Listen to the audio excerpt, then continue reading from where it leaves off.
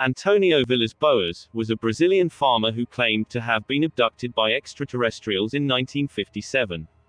Though similar stories had circulated for years beforehand, Villas Boas' claims were among the first alien abduction stories to receive wide attention. At the time of his alleged abduction, Antonio Villas Boas was a 23-year-old Brazilian farmer, who was working at night to avoid the hot temperatures of the day. On October 16, 1957, he was plowing fields near São Francisco de Sales, when he saw what he described as a red star in the night sky. According to his story, this star approached his position, growing in size until it became recognizable as a roughly circular or egg-shaped aerial craft, with a red light at its front and a rotating cupola on top. The craft began descending to land in the field, extending 3 legs as it did so. At that point, Boas decided to run from the scene. According to Boas, he first attempted to leave the scene on his tractor, but when its lights and engine died after traveling only a short distance, he decided to continue on foot. However, he was seized by a 5-foot-tall humanoid, who was wearing gray coveralls and a helmet. Its eyes were small and blue, and instead of speech it made noises like barks or yelps. 3 similar beings then joined the first in subduing Boas, and they dragged him inside their craft. Once inside the craft, Boas said that he was stripped of his clothes and covered from head to toe with a strange gel. He was then led into a large semicircular room, through a doorway that had strange red symbols written over it.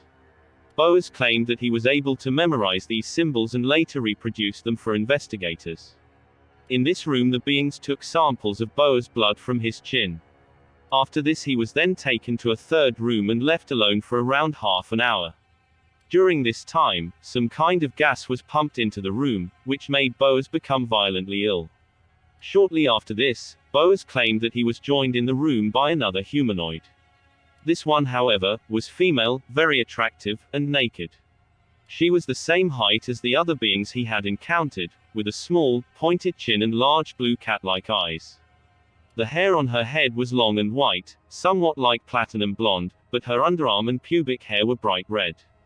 Boas said he was strongly attracted to the woman, and the two had sexual intercourse.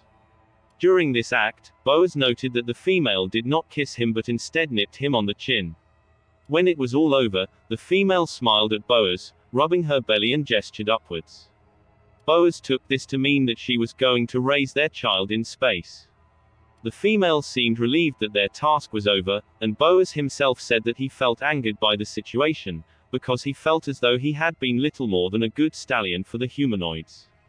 Boas said that he was then given back his clothing and taken on a tour of the ship by the humanoids. During this tour, he said that he attempted to take a clock-like device as proof of his encounter, but was caught by the humanoids and prevented from doing so. He was then escorted off the ship and watched as it took off, glowing brightly. When Boas returned home, he discovered that 4 hours had passed.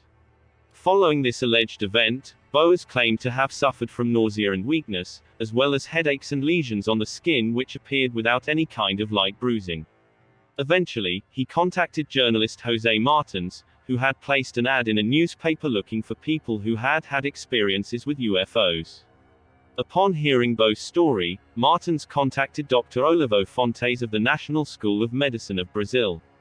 Fontes was also in contact with the American UFO research group APRO. Fontes examined the farmer and concluded that he had been exposed to a large dose of radiation from some source and was now suffering from mild radiation sickness. Writer Terry Melanson states that among Boas' symptoms were pains throughout the body, nausea, headaches, loss of appetite, ceaselessly burning sensations in the eyes, cutaneous lesions at the slightest of light bruising, which went on appearing for months looking like small reddish nodules, harder than the skin around them and protuberant, painful when touched, each with a small central orifice yielding a yellowish thin waterish discharge. The skin surrounding the wounds presented a hyperchromatic violet-tinged area. Boas was able to recall every detail of his purported experience, without the need for hypnotic regression. Further, Boas' experience occurred in 1957, which was still several years before the famous Hill abduction, which made the concept of alien abduction famous and opened the door to many other reports of similar experiences. Antonio Villas Boas later became a lawyer, married and had 4 children. He stuck to the story of his alleged abduction for his entire life. Though some sources say he died in 1992, he died on January 17, 1991. Thanks for watching. For more videos please click like and subscribe.